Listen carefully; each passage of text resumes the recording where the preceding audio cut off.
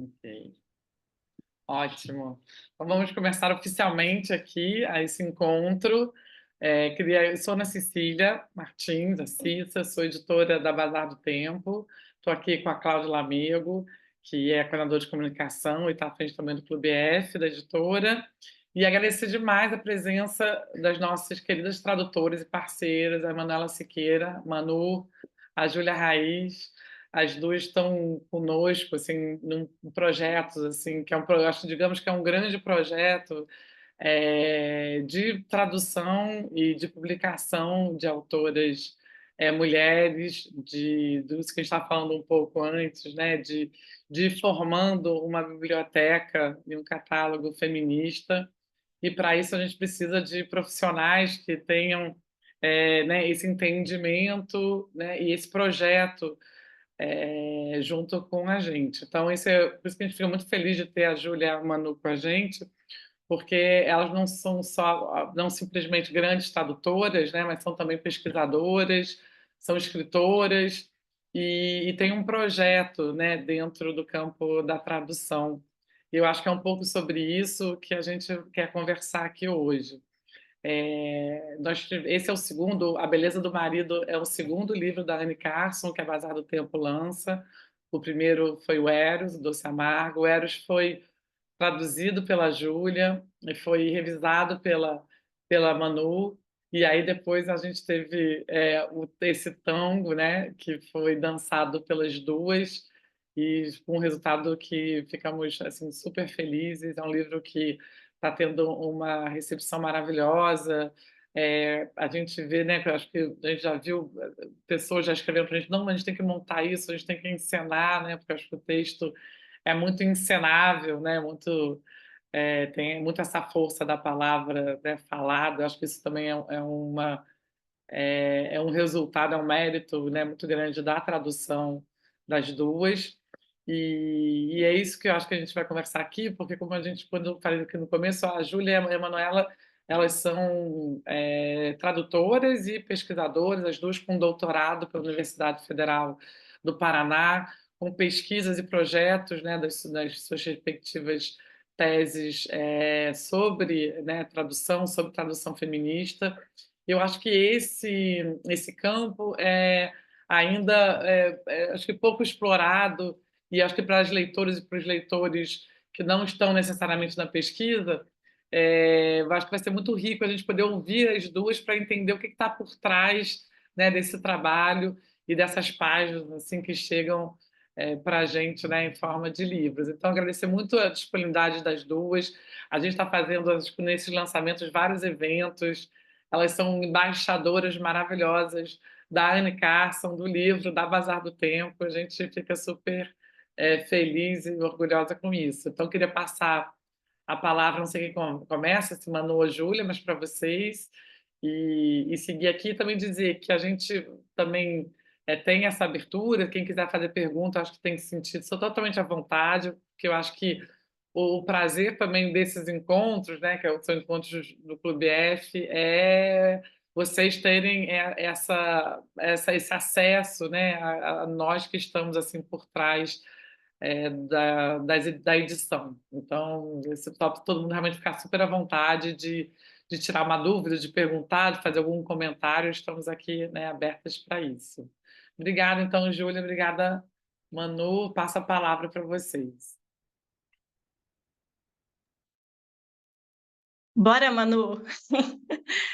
Oi, gente, boa noite. Agradeço muito, Cícia e Cláudia, por oportunizarem esse momento e quero dizer primeiro que, assim, o nosso trabalho, ele gira com vocês, né? Então, é uma oportunidade muito massa quando nós, como tradutoras, podemos conversar com as pessoas leitoras, assim, saber o que vocês acharam, o que tocou, o que emocionou, o que deu um nó na cabeça, porque, né, a gente lê no Carson dá vários nós. E então é para ser uma conversa mesmo, levantem a mão, nos interrompam, vamos conversar sobre, porque para a gente é uma riqueza sem tamanho saber o que as pessoas leitoras, como as pessoas leitoras se relacionaram com o texto, e, e eu acho que isso já faz super parte do projeto de tradução feminista, né, Manu? que é investir numa discussão cada vez mais ampliada, democrática sobre a tradução. Quando a gente fala precisa aparecer o nome das tradutoras, não é só porque a gente quer, colocar nosso rostinho ali e marcar a gente na história. É porque a gente quer levantar uma discussão sobre tradução. Então, isso é um primeiro ponto do projeto feminista da tradução: conversar sobre tradução, conversar sobre escolhas tradutórias, conversar sobre caminhos que a gente toma coletivamente, como esses caminhos podem ser reforçados ou outros caminhos podem ser criados. E aí, isso tem tudo a ver com escrever para textos. O que são paratextos? Paratextos são esses textos que acompanham, que correm em paralelo e em transversal ao texto traduzido, que são as notas, que são os prefácios, que são os postfácios, que são as notas de rodapé, que é um poema que você pode escrever a partir do livro, da tradução, que é a própria tese. Às vezes a tese é um grande paratexto para um livro traduzido. Então, os paratextos, eles são de muitas maneiras, eles têm vários formatos. A Carson mesmo escreveu um paratexto lindo, que é uma carta que ela escreve para Antígona, quando ela vai traduzir, reescrever Antígona, né? Do Sófocles. Então, ela fez isso, um paratexto, que vai começar como uma tarefa da tradutora, ecoando o Walter Benjamin. Então, investir nessa maior amplitude da conversa sobre tradução, seja em conversas assim, seja nos paratextos. Eu acho que essa ação já faz parte de um projeto feminista de tradução. Essa ação que a gente está fazendo aqui e agora, essa troca já tem a ver com o projeto feminista de tradução. Vou deixar a Manu falar um pouquinho e depois volto com outros pontos que eu acho assim fundamentais para a gente entender o que é uma tradução feminista. Boa, Vai Júlia. lá. Então, a gente trabalha sempre assim, gente. Uma vai falando, a outra emenda e a gente vai construindo uma conversa.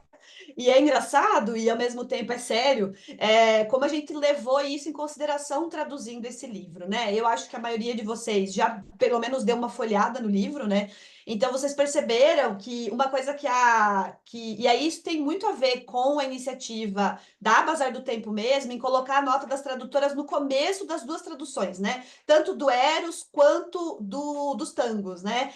Não é normal fazer isso, colocar a nota das tradutoras no começo, mas é uma prática que vai muito de encontro com a Anne Carson. A Júlia acabou de falar aqui de como é que começa o livro Antigonique, né? Que é essa tradução de uma tradução, porque a Carson já tinha traduzido, né, Júlia? A Antígona, ela tinha feito uma tradução da Antígona, uma tradução de verdade, e aí eu tô aqui fazendo entre aspas e brincando com a palavra verdade, porque a Carson, ela é muito sorrateira, ela tá zoando com a gente o tempo inteiro, né? Então ela faz a tradução da Antígona e depois ela ainda faz a Antigonique. E ela começa a Antigonique com a nota da tradutora, né? É a tarefa da tradutora, né? Que é esse grande lugar que as pessoas que traduzem, que pesquisam tradução, tentam entender que lugar é esse, que é um lugar super escorregadio. Vou ficar usando essa palavra porque hoje eu tô obcecada pelo escorregadio. E aí, então essa sacada que a Bazar do Tempo teve de colocar no começo dos livros da Carson a nota das tradutoras, é muito massa, porque isso também dialoga com outros projetos da editora em relação ao que a gente chama de estudos feministas da tradução. Se vocês já pegaram o Aileen Sixu, vocês vão ver que a tradução vai apontando as notas as notas de rodapé da tradução do Riso da Medusa. Ainda não li a tradução da Flávia Trócoli, mas eu tô falando do primeiro, do Riso da Medusa, né? As tradutoras, elas vão fazendo a gente se apaixonar pelo francês. Mesmo que a gente não conheça o francês, e as pessoas não são obrigadas a conhecer o francês, elas nos colocam no tesão pelo francês. Daqui a pouco a Júlia pode falar um pouco mais sobre esse tesão e esse amor que a Carson propõe no Eros. Então, elas vão construindo nas notas de rodapé essa vontade de entender o francês. Talvez vocês não vão estudar francês, mas vocês não vão esquecer que o Riso da Medusa a Medusa seduz a gente justamente nas notas de rodapé. Que é o que acontece também no Viver e Traduzir. Traduzir e Viver, eu sempre troco a ordem das palavras. Da Laura Wittner, né? Que as tradutoras, a Paloma Vidal e a Cissa Brandi, elas conversam com a própria autora, que é uma tradutora. Elas concordam, elas discordam nas notas de rodapé. Isso tudo é prática feminista de tradução, gente. E claro, a gente só pode fazer essa prática se o mercado editorial, se as editoras, se todo o sistema concorda que a gente faça. Então, é uma série de trabalhos coletivos, né? Mesmo que eu sente na minha casa para traduzir, e eu e a Júlia, cada uma pegou uma série de tangos, a gente aprendeu a dançar sozinha, a gente ensaiou em casa esses tangos sozinhas, e depois a gente sentou para dançar o tango juntas. E literalmente, talvez não, mas a gente sentou para ler em voz alta os tangos. E isso foi né? Depois a gente pode comentar mais sobre isso, mas foi super engraçado, né, Júlia? Que a gente ficou 4 horas num café que fica do lado da universidade aqui, que a gente está muito acostumada a ir nos últimos 6, 7 anos. E a gente sentou numa mesa e ficou lá 4 horas lendo esses tangos em voz alta para eles funcionarem. Então, eu não tenho como falar de estudos femininos da tradução e não citar essa série de práticas feitas por outras tradutoras também, né? Porque a gente acaba, muito nesse diálogo de observar o trabalho das outras. Então, quando se fala assim, tradução é uma coisa super solitária. E gente, nesses anos todos que eu traduzo, para mim, nunca foi solitário. É claro que eu tô sentada aqui na minha casa, eu moro sozinha, eu estou aqui. Mas assim, eu tô com o WhatsApp ligado aqui e eu tenho sempre alguma conversa sobre tradução rolando ali, alguma brincadeira, alguma pergunta. Gente, a gente fala desse jeito? E as pessoas usam essa palavra? Então a gente está sempre conversando. Então não tem como eu falar do nosso projeto e não falar dos outros projetos, para também vocês entenderem como que o Clube F também está se construindo com isso.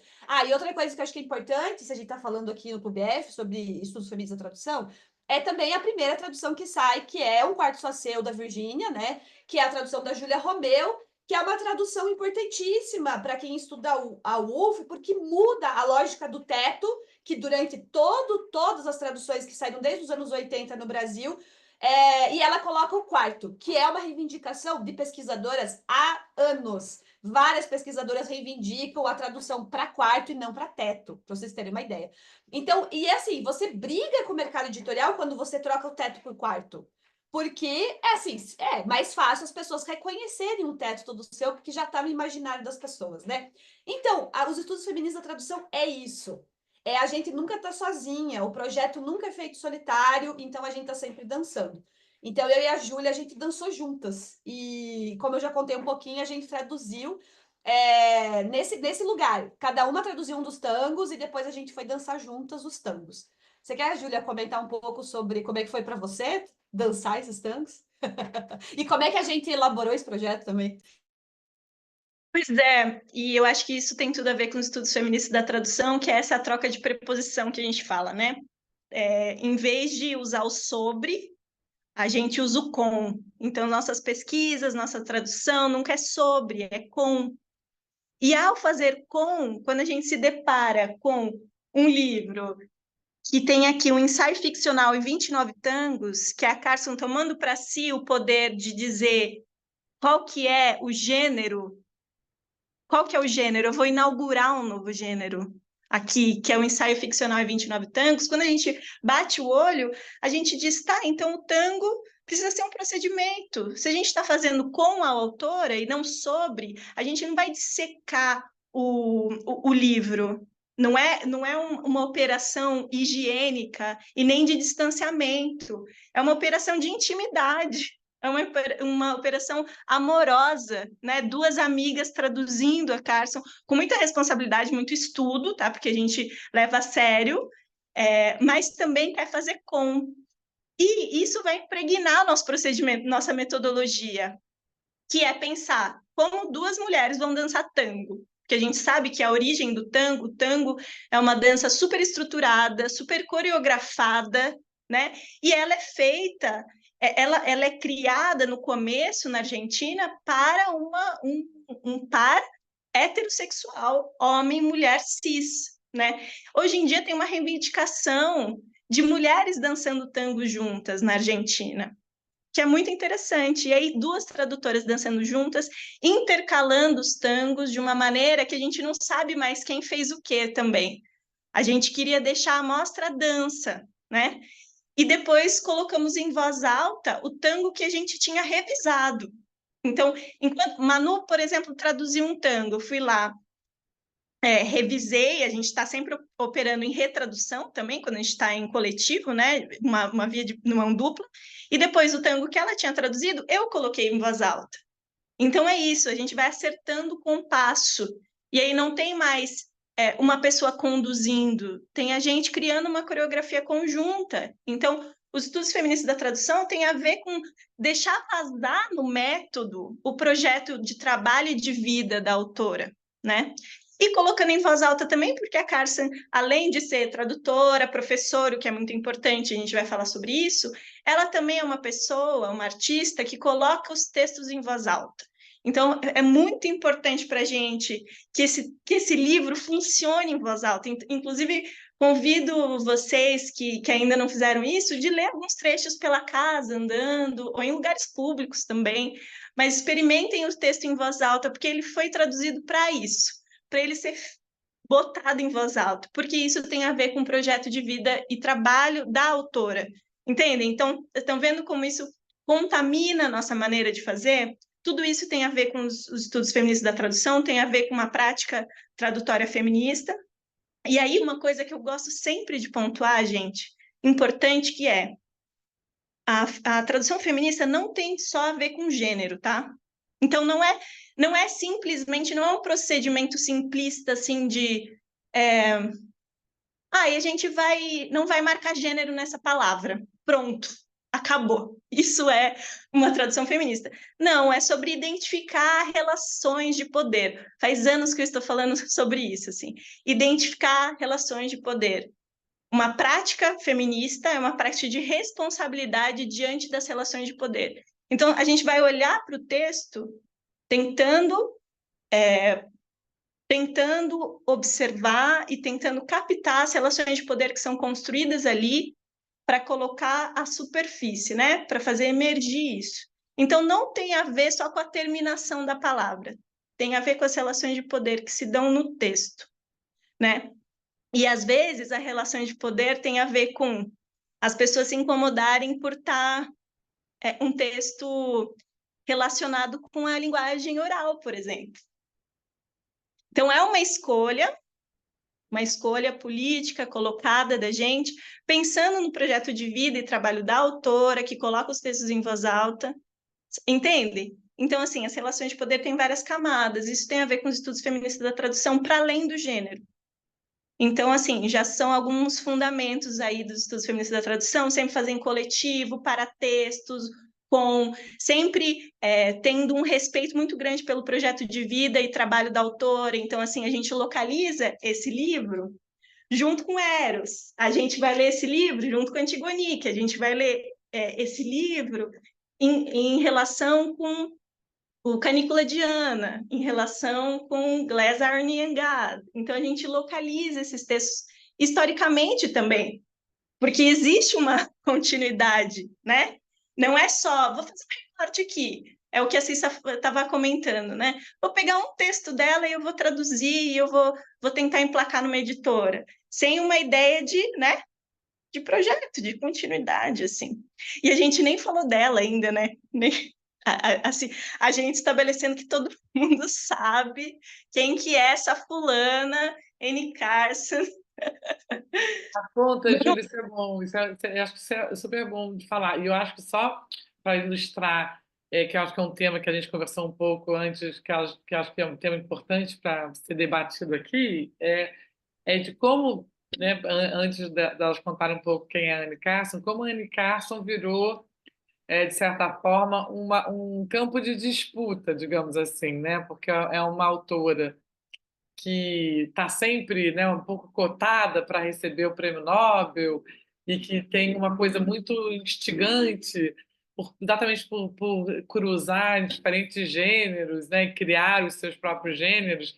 Então, isso que a Júlia ilustrou, isso realmente acontece muito, né? A gente, como tem publicado em Carson e vai continuar publicando, de muita coisa chega assim, não, já minha tradução já está pronta, então é a minha que vamos usar. Não, mas né, não é simplesmente né, saber inglês ou gostar, né, da autora. Então, acho que isso é só mais um gancho aí para a conversa com a Júlia e com a Manu. E antes da Júlia falar quem é a Anne Carson, porque para mim a Júlia é a pessoa que pode falar que é a Anne Carson. A Júlia fez doutorado sobre traduzir a Anne Carson, então, e a Júlia tem uma visão da Anne Carson que para mim ela é muito, muito, muito massa. Que é uma coisa que eu costumo falar de várias pesquisadoras aqui no Brasil, de várias autoras e autores, que é a visão distanciada que nós temos por sermos do sul global. A gente tem uma visão menos apaixonada de certas coisas que estão no norte global, né? Essa coisa de endeusar a língua inglesa, os canadenses, os americanos, os estadunidenses. Então, a gente tem um olhar muito do sul global, a gente consegue ter uma visão muito de, obviamente, de tradutoras que tem que fazer essa passagem, né? Girar junto, como diz a Júlia, traduzir junto, traduzir com, em vez da gente simplesmente olhar para aquela autora e dizer, ai, ela é foda, e eu vou transformar ela nesse, sabe, transformar ela nessa, quase como uma deusa, né? Que é uma coisa que a Anne Carson com certeza não se interessa, que se é uma pessoa que fala, e a Júlia pode comentar melhor, que ela diz sobre inutilizar o centro, né? Que é uma das minhas coisas favoritas. A frase tem várias. A Carson tem várias frases de efeito que eu adoro, que inutilizar o centro, que como ela adora errar na tradução, coisas que para mim sempre me pegam e eu vou guardando comigo. Mas uma coisa que eu acho muito interessante, então, é muito isso que a Júlia falou das relações de poder. Traduzir a Carson e traduzir a Virginia Woolf, e traduzir várias pessoas que são muito estudadas, você também tem que é uma coisa que a Júlia sempre fala, eu gosto, você tem que sustentar. Você tem que sustentar um projeto de tradução, um projeto de pesquisa, porque eu sempre digo assim, se eu não fizer, algum cara da universidade vai fazer, tá? É isso, é isso. Se eu não fizer, outro cara vai fazer. Se fosse outra mulher, outra pesquisadora, eu ia achar maravilhoso. Mas não, normalmente a gente é substituída por caras, né? Enfim, tem entrada no meio e tal. Então, eu acho que tem muito a ver com sustentar, e isso tem a ver com a Carson ser cotada, ganhar o Nobel, tem com a questão como a Carson, às vezes, ela é até saiu um texto muito, né, Júlia, um texto muito cruel, que a Emily Wilson, que é uma tradutora que a gente adora, Emily Wilson traduz do grego, fez belíssimas traduções da Odisseia e da Ilíada, é uma pessoa que eu admiro muito, no Twitter ela é simplesmente incrível, assim, ela fala sobre tradução, ela explica a tradução, ela é ótima, mas ela fez um texto sobre a Carson, detonando a Carson. Ela faz um texto gigante, é um texto muito... É um texto longo, mas ela detona a Carson nesse texto, né? Que saiu do The Nation. E aí eu acho curioso, porque aí a gente começa a perceber também as relações de poder. Porque a Carson, ela mente muito, ela brinca com as coisas. E aí quando eu falo mentir, as pessoas ficam assim, meu Deus, que horror! Mas ela não tá mentindo num sentido que esse sentido quase banal que a gente leva, né? Ela tá mentindo de uma forma muito produtiva e criativa. Ela tá brincando com coisas que homens faziam. Aí ela, por exemplo, no Beleza do Marido, vocês veem que ela coloca sempre trechos do Keats, né? Do poeta inglês. E o Keats era um cara também que fazia muito isso, e também é conhecido por mentir. Que escritor e que escritora não é conhecido por mentir, né? A tradução não deixa de ser uma mentira. Essa falsa ideia de verdade, né? E que ela brinca nesse texto, também é uma questão da gente como pessoa que lê. Mas, enfim, eu quero que a Júlia fale sobre a Anne Carson, do olhar dela. Estamos aqui, né, construindo e a Manu sempre me acompanhando nesses anos de pesquisa também, a gente sempre trocando sobre. Eu acho importante dizer algumas coisas. A Carson é uma mulher que nasceu no Canadá em 1950, então uma mulher que tá se encaminhando daqui um tempinho para os 80 anos. É muito bonito ver uma mulher depois dos 70 continuando numa produção efervescente do jeito que ela tá. e numa relação com outras artes, sempre nas artes visuais, no teatro, na performance, muito bonito isso. Um corpo de uma mulher mais velha no palco, ainda em evidência, com frescor.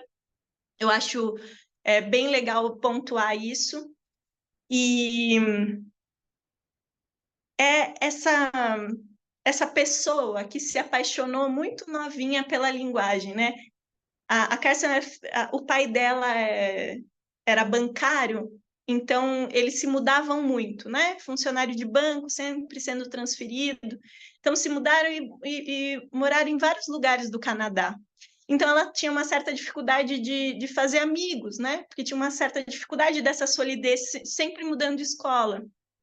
E em determinado momento da adolescência, ela entra numa livraria e encontra um livro da Safo, bilíngue, e abre aquele livro e vê que está operando uma magia entre a parte direita e a parte esquerda do livro, que alguém transformou aquela língua desconhecida para ela até então, no inglês que ela conhecia. Assim. Ela se apaixona por essa operação e vai pedir para a professora dela.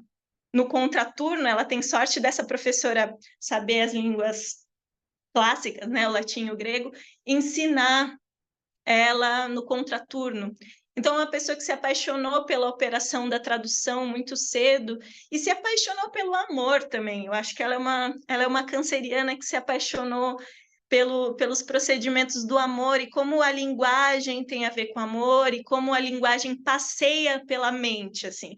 Acho que A Beleza do Marido é, sim, um livro sobre casamento, mas é um livro que cola o amor à linguagem, né?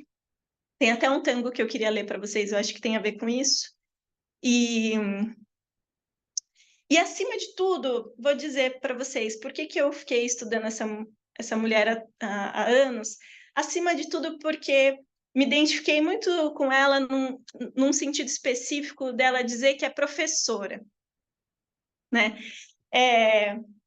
A bibliografia dela é sempre muito curtinha, vocês conseguem ver aqui na orelha da Beleza do Marido. Anne Carson nasceu no Canadá e é professora de grego antigo. Muitas vezes não tem nem esse complemento, gente. Muitas vezes a Anne Carson nasceu no Canadá e é professora. No Canadá, né, a Carson já disse que uma pessoa poeta é sempre da onde vêm as pedras da infância. Então, não é Canadá no sentido de pátria, né? É Canadá no sentido que é lá que ela encontrou as primeiras pedras na infância. Então, essa é a primeira informação que ela diz sobre ela mesma, e a segunda é: sou uma professora, né? Ela tem uma frase que é: eu sou pedagoga, indubitavelmente, sem dúvida, com toda a clareza, eu sou pedagoga. E é isso que me fez... Eu, pessoalmente, me apaixonei pela Carson por isso, pela pedagogia. E eu acho que a forma dela de escrever tem tanto a ver com ensinar. Nos ensaios, nos poemas, ela está sempre fazendo a gente pensar: se eu girar essa palavra, será que eu consigo desaprender a palavra? Né? Por exemplo, A Beleza do Marido tem versos assim que ela fala, por exemplo, o que é força? Parece uma coisa banal, né? Força, pô, todo mundo sabe o que é força. Uma palavra, né? Recorrente.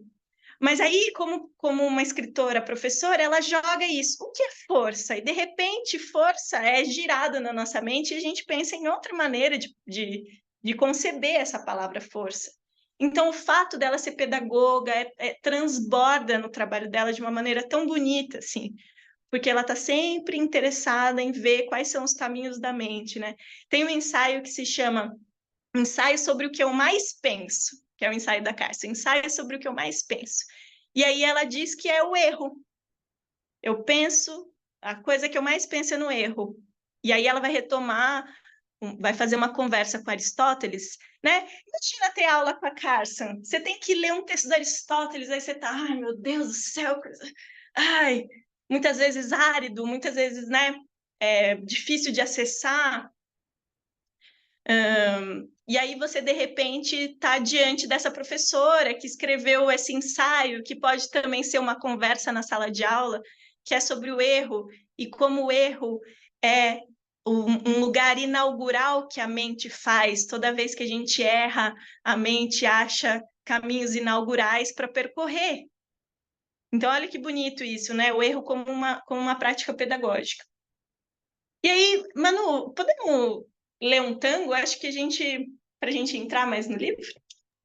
Pode sim, só ia comentar que eu gosto muito sempre que você ressalta aquela professora, porque faz a gente pensar que a professora, a pessoa que dá aula, né, que está nesse lugar de dar um enigma para a gente seguir com ele, assim, sabe? Não é à toa que ela começa o Eros falando do peão do Kafka, né? Olha que coisa louca, ela fica obcecada com o peão e ela Kafka, só que ela vai trazer.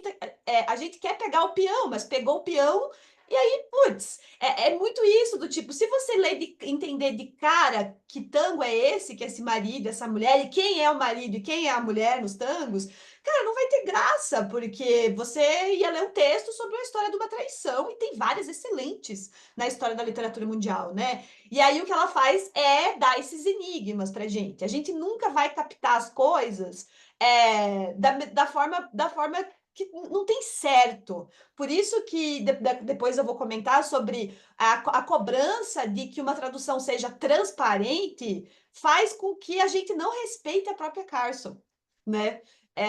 Primeiro, porque existe essa ilusão da transparência das línguas, né? Que é uma ilusão que hoje em dia eu tenho dó, assim, putz, que triste, gente, achar que as línguas são transparentes, né?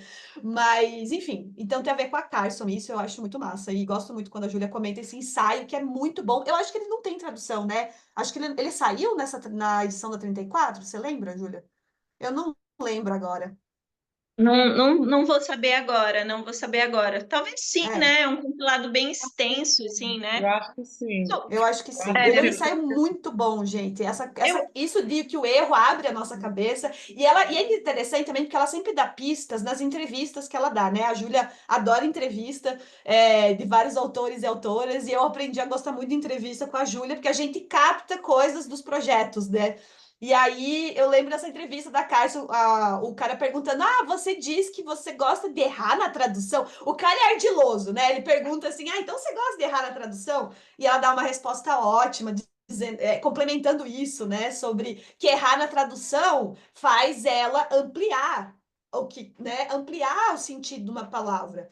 Ficar pirando, que Uhum. é uma coisa que as pessoas que traduzem fazem. Sim, Júlia, se você quiser ler um tango já, então bora lá. Só para complementar isso, gente, a gente fica, se vocês derem corda, ó, vai, noite adentro, assim, ó.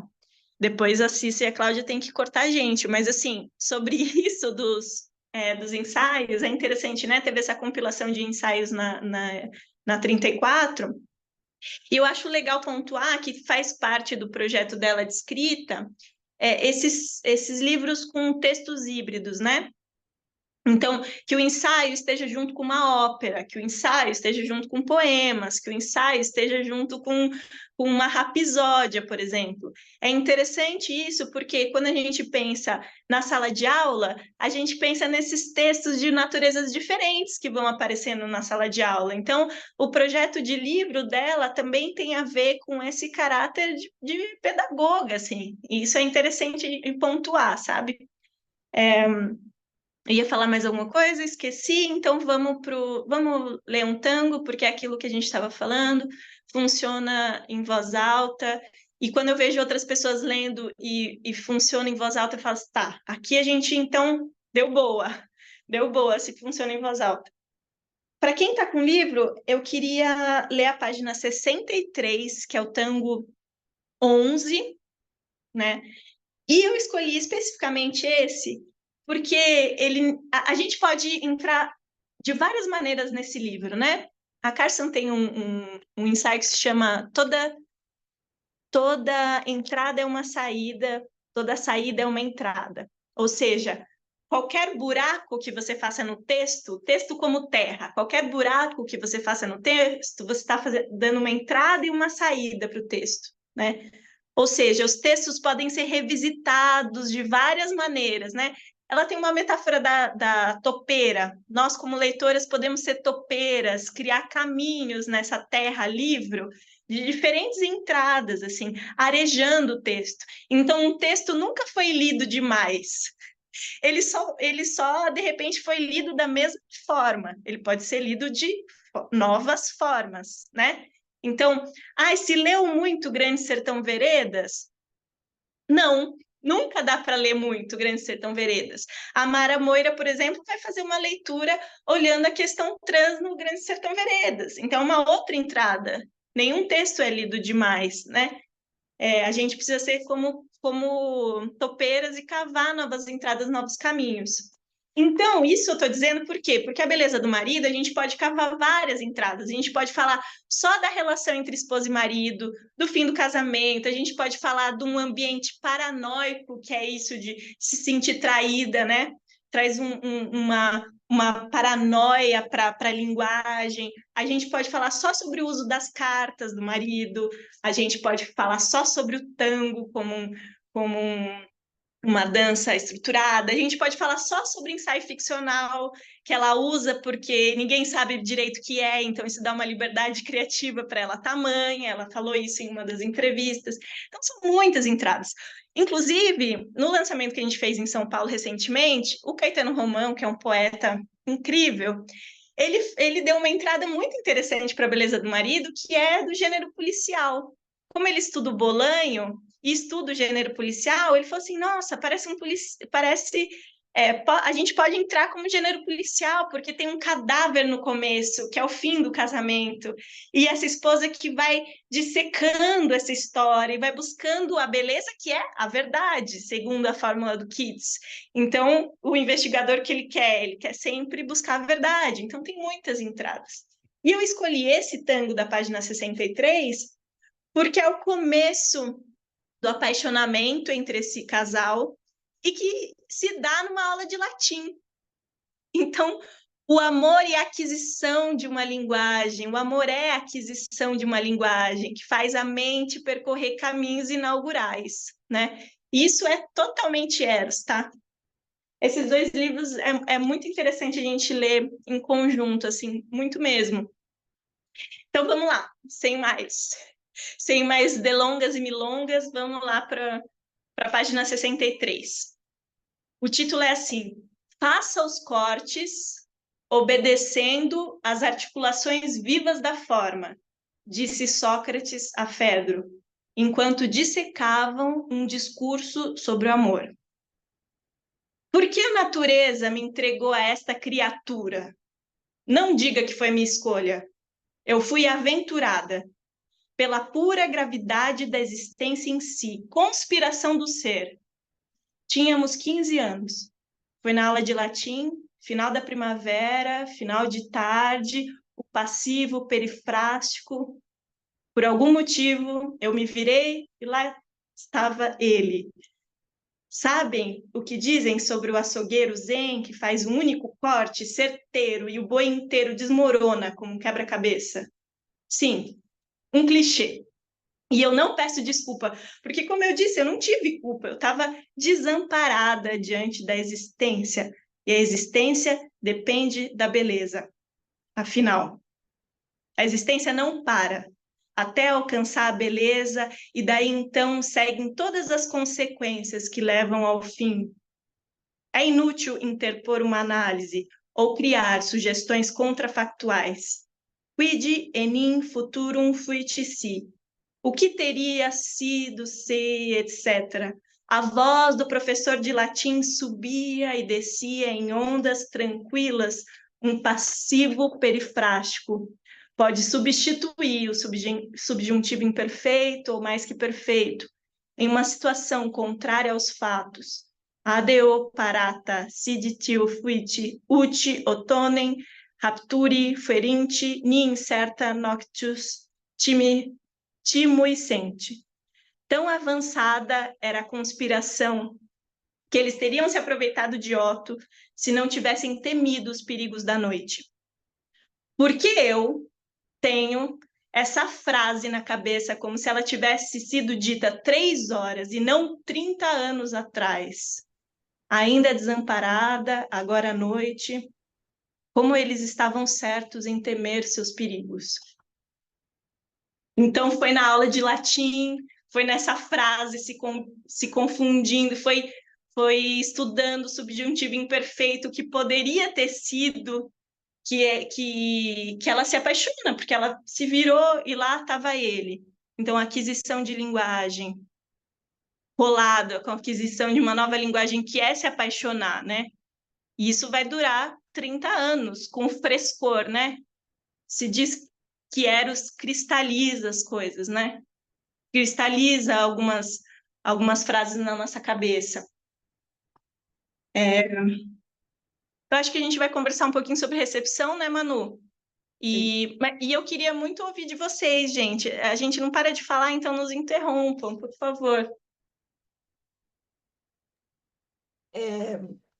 Não, muito bom a Júlia lendo, porque parece que eu vou também percebendo outras coisas no texto, assim, e isso vai ajudar a gente a pensar um pouco sobre recepção e tradução, porque ler a Carson, como eu falei que eu estou obcecada por esse tema escorregadio, justamente porque eu fico vendo as coisas super escorregadias e as pessoas querem hold the beauty, elas querem, né? Que é o que a Carson fala no final do livro, né? Ela fala, mantenha a beleza, né? E aí, isso que a Júlia estava lendo, tem muito a ver porque a Carson, ela é muito ardilosa, como eu disse, né? Ela sempre vai construindo as coisas e ela é obcecada, como ela é obcecada por linguagem, e ela é uma pessoa que se apaixonou pela linguagem muito jovem, então, e ela ficou apaixonada justamente pela via da tradução, eu acho que não é à toa que mesmo que seja uma ficção, um tango ficcional que ela tenha criado sobre a própria história, e assim, a gente tá sempre criando ficções sobre nós mesmos, né? Ela não é à toa que ela decide que esse é o ato inaugural, e estou usando um termo rufiano, esse ato inaugural da vida dela como tradutora é justamente uma tradução da Safo, né? Onde ela percebe que existe o grego e o inglês. Eu acho isso é tão louco, porque, como disse a Júlia, é um lugar que eu acho que muitas de nós se encontra a primeira vez que fala, nossa, eu gostaria de traduzir, eu gostaria de fazer isso funcionar de outro jeito na minha língua, né? Que é você olhar para algo que você leu e pensar como isso vai funcionar no português brasileiro, né? Como que vai funcionar, e aí, como a Júlia falou, respeitando o projeto, né? Os projetos das escritoras e tal. E aí, o que eu ia falar sobre recepção e tradução é que a recepção e tradução no Brasil é muito precária pela crítica literária brasileira, né? Principalmente pela crítica literária de jornal, né? E eu falo de jornal, por que eu tô falando? Eu não tô falando mal da crítica literária de jornal, eu tô falando que é muito pouco espaço para você dissecar uma tradução, como diz a Carson, né? Você tem pouco espaço, então você tem que fazer escolhas, o como que eu vou escrever esses textos e como que eu vou produzir a partir desses textos ou com esses textos. Então a gente sim, a gente tem poucas pessoas que se arriscam a escrever sobre tradução, né? A gente está sempre brigando, não só pelo nome das pessoas que traduzem nas capas, né? Seja na capa traseira, como acontece aqui, ou seja na capa também na frente. Mas a gente também está sempre pensando que é uma coisa que a Carson faz, que a Emily Wilson faz nas redes sociais. A Carson não faz nas redes sociais, mas faz nos ensaios dela. Que é a gente pensar o que a tradução é de fato, né? Que a gente não só pensa, que legal, esse texto que eu estou lendo é uma tradução. Porque mesmo que eu leia o texto em inglês, ou em francês, em espanhol, eu tenho uma percepção, porque cada língua tem um tempo. Ela tem uma construção. Se a gente pegar um filme tipo A Chegada, vocês lembram da Chegada? Que é um filme do Denis Villeneuve, né? Que é quase uma coisa assim, é aquela linguista que é chamada para falar com os alienígenas, e aí, tipo, as pessoas acham que qualquer linguista sabe conversar com os alienígenas, né? A pessoa que traduz, quase ela tá nesse lugar, que é do tipo, pega aí e você vai saber exatamente o que o alienígena tá falando. E aí o que acontece no filme? Ela só consegue entender a língua dos alienígenas porque ela entende a noção de tempo da língua deles, né? E aí, tanto que o filme tem um recurso estético, que é quando ela entende o tempo, né, da língua dos alienígenas, a alienígena aparece na mesma hora na frente dela, como se estivesse dentro do quarto dela. E aí ela volta para aquele lugar e consegue começar a mapear os alienígenas, a língua dos alienígenas.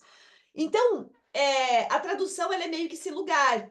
O texto A Beleza do Marido é o texto da Carson e ao mesmo tempo que não é o texto da Carson, porque ela não escreve em português brasileiro.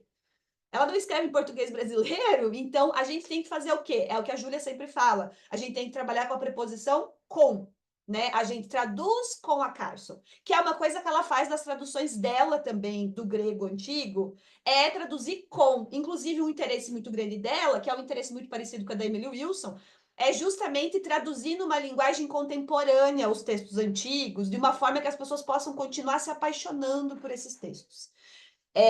Então, para fazer uma crítica e tradução, a gente sempre tem que ter um arsenal, assim, não basta a gente saber uma língua. E claro, normalmente pessoas que são críticas literárias são professoras universitárias, são pessoas que têm que saber pelo menos umas 2 línguas ali e tal.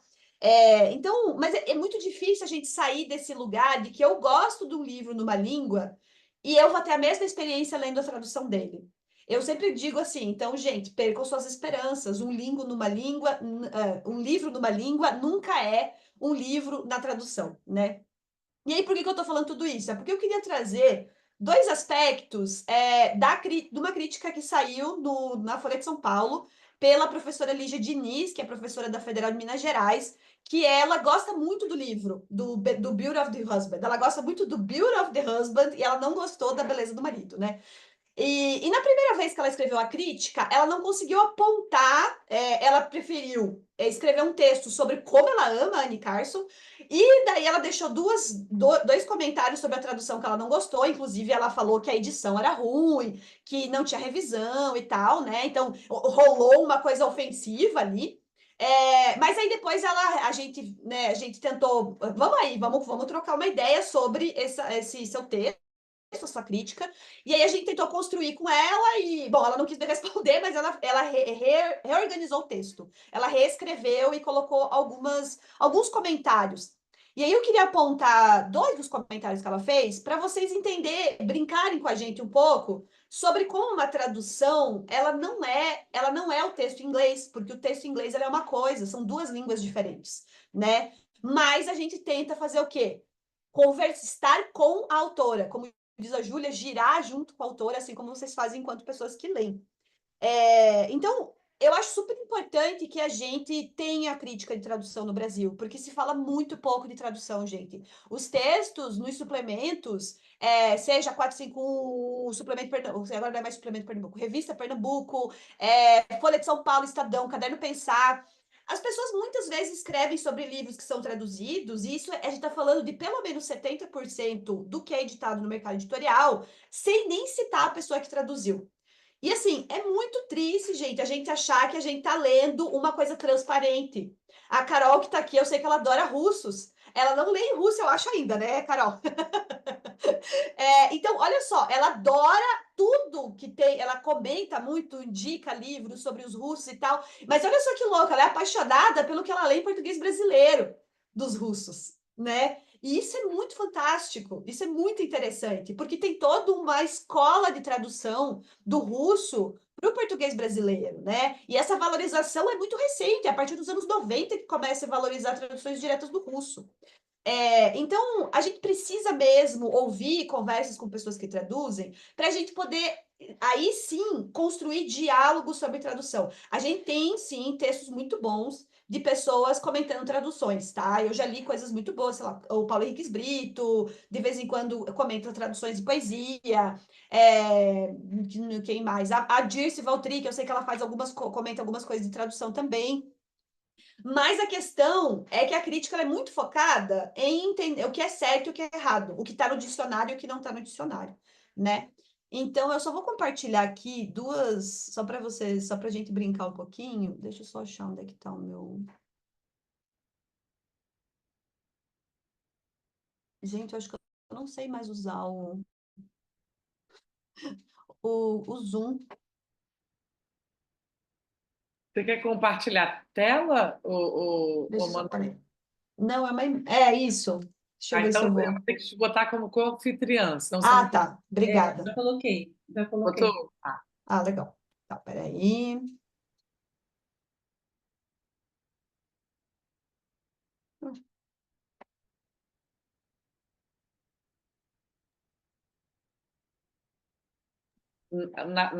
Na barra que fica ali tem chat, Nossa, gente, tô me sentindo muito aquelas pessoas perdidas, reagir, assim. compartilhar, e fica embaixo, assim, mas eu acho que você tem que ampliar ela Sim, toda. eu vi, só que eu não sei, eu não tô conseguindo achar onde que eu tô. Dentro do seu computador, né? Tá aparecendo aí, aqui? É isso? Tá, Foi, né? apareceu, Manu. Tá. Por exemplo, uma das críticas da Lígia foi em relação ao Fair Reader. Lá no Tango, deixa eu achar aqui. É o Tango, é no começo, né, Júlia, que tem Fair Reader? No começo, é no comecinho do livro. Aqui. É no primeiro tango, vocês vão ver que ela começa o tango dizendo, o título do tango é Eu dedico esse livro a Keats. Foi você quem me contou que Keats era médico, com base na ideia de que uma dedicatória tem que ser defeituosa para que o livro se mantenha livre e pela ampla rendição do autor à beleza. E aí eu vou ler até a parte que ela chama a pessoa que lê, né? Uma ferida emite luz própria, dizem os cirurgiões. Se todas as lâmpadas da casa fossem apagadas, você poderia fazer um curativo nessa ferida, usando a luz que dela brilha. Cara pessoa que me lê, ofereço apenas uma analogia. E aí, aqui a gente traduziu como cara pessoa que me lê, ela usa fair reader. Ela faz uma brincadeira com uma expressão muito usada no século XVIII, XIX, de fair reader. E o fair, se você, eu coloquei aqui, ó, eu tirei um print do dicionário, né, do Merriam-Webster.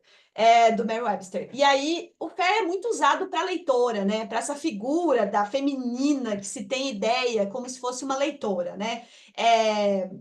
E aí tem uma brincadeira, tem até um texto no Literatura e Sociedade do Antônio Cândido, tem uma hora que ele fala muito que do século XIX, os escritores brasileiros se rendem muito a essa leitora, né? Então tem muito essa brincadeira da leitora, a leitora. A gente poderia ter traduzido como cara leitora, mas foi uma decisão brincar com essa lógica do fair, né? Então, olha só, a Lígia, ela acha que a gente não deveria ter traduzido o Fair Reader como cara, a pessoa que me lê, porque ela acha que foi uma decisão feminista. Ela acha que foi uma decisão dada como feminista. Mas qualquer tradução que a gente fosse fazer do Fair Reader seria feminista. Porque ou a gente usaria cara leitora, ou a gente usaria cara leitor, então. Mas ele não tá. A questão que o fair é uma brincadeira que não é usado para o leitor, é usado para a leitora. Então, o que é uma tradução demarcadamente feminista? Porque a gente resolveu usar algo no binário? Isso são coisas para a gente pensar. Ela critica, então, o uso do fair. E aí, o que eu estava falando para você sobre como que a gente. Um sentido único de uma palavra, ela talvez vá mudar a noção, né? Se a gente falasse cara leitora, eu acho que poderia fazer todo sentido, porque ela está falando, essa esposa está apresentando uma traição de um marido. Eu acho que é uma escolha que seria muito, muito, que se resolveria também. Eu estava lendo essa semana passada o livro da Eliane Marques chamado Louças de Família. E a Eliane Marques, ela fala com a leitora, né? Ela diz, leitora, você não se perdeu ainda, né? Nesse texto. Leitora, você acha que tal, né? E ela faz nota de rodapé também, conversando com a revisora e com a editora. E aí, vem de uma conversa entre a Eliane Marques e a editora dela, que é a Annelisa Ribeiro, da Autêntica Contemporânea, a Annelisa fala que a revisão... e olha só, a Eliane Marques escreveu em português brasileiro o livro. Ela fala que a revisão, por exemplo, não gostou de falar leitora. Porque, cara, mas as outras pessoas vão se sentir excluídas. E aí, gente, será que por que as outras pessoas vão se sentir excluídas, né? Por que usar cara leitora seria limitar as pessoas que estão lendo? Olha só, durante anos e séculos, porque se a gente for pegar o próprio Machado de Assis, a gente vai ter Machado conversando com o leitor, né? Cara leitor, nanã, leitor tal. Então, uma das cobranças foi em questão que o fair foi traduzido de maneira feminista. Eu não sei como que ele seria traduzido de uma forma que não fosse. Mas, enfim, é para a gente brincar um pouco com essa ideia que fair reader é algo muito voltado para as leitoras da época, né? É voltado para essa figura. Manu, Pode deixa eu falar. só fazer um Aham. comentário e jogar essa pergunta para você, porque eu acho que quando, na crítica, né, quando fala que foi uma opção feminista, eu acho que a mensagem que ela quer dar é que foi uma opção feminista em detrimento de uma boa, da melhor opção, né? Então, eu acho que é esse o recado, é como a opção de uma tradução de acordo muito próximo com a autora e com o projeto feminista, que nesse caso é uma coisa conjunta, prejudicasse a própria tradução, né? Eu acho que é isso que é importante da gente frisar. Ah, com certeza, com certeza. Quando eu estou traduzindo o segundo já, eu traduzi ano passado o Charles Bukowski, né? Um escritor americano super conhecido, problemático. E aí foi engraçado, porque quando a editora a HarperCollins anunciou que ia ser uma tradutora, uma feminista, uma pesquisadora dos estudos feministas da tradução, que ia traduzir, mesmo eu tendo conversado com o repórter, que era o Bolívar Torres, eu conversei com ele por WhatsApp. E expliquei o projeto, falei que a coisa que eu mais ia fazer de feminista era ser honesta com o projeto de escrita do Bukowski.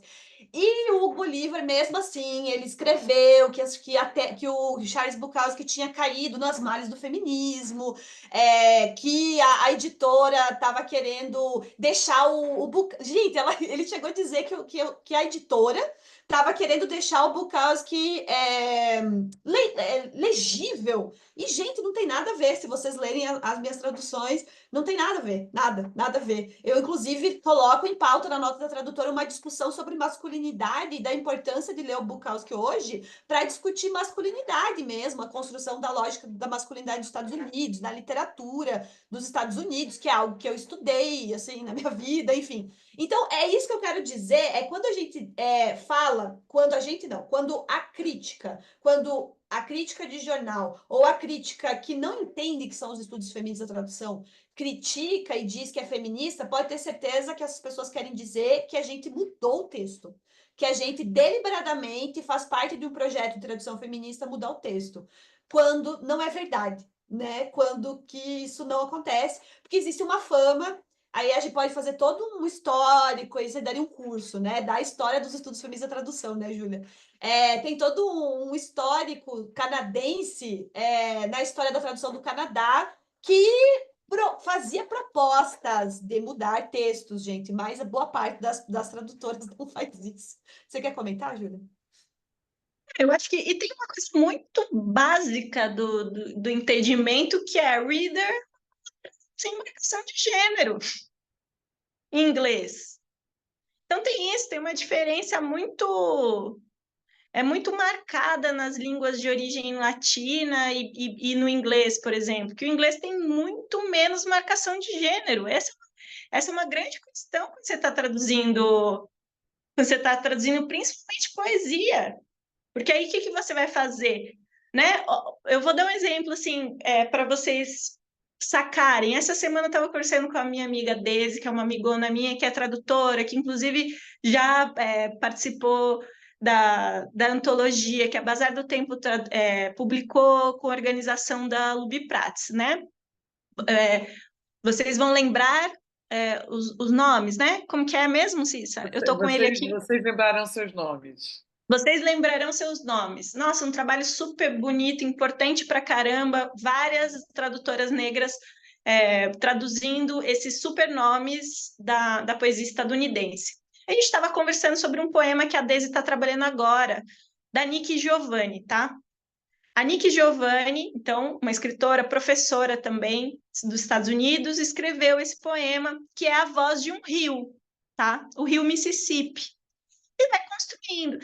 Em inglês, tem todas essas palavras sem marcação de gênero. Como que você faz isso? A gente estava discutindo como, tanto eu quanto ela, quando a gente estava lendo o poema, a gente pensou, nossa, parece uma voz feminina aqui desse rio. Parece que a Nick está construindo um rio que está se falando, que está se construindo numa natureza que se afasta de uma voz masculina.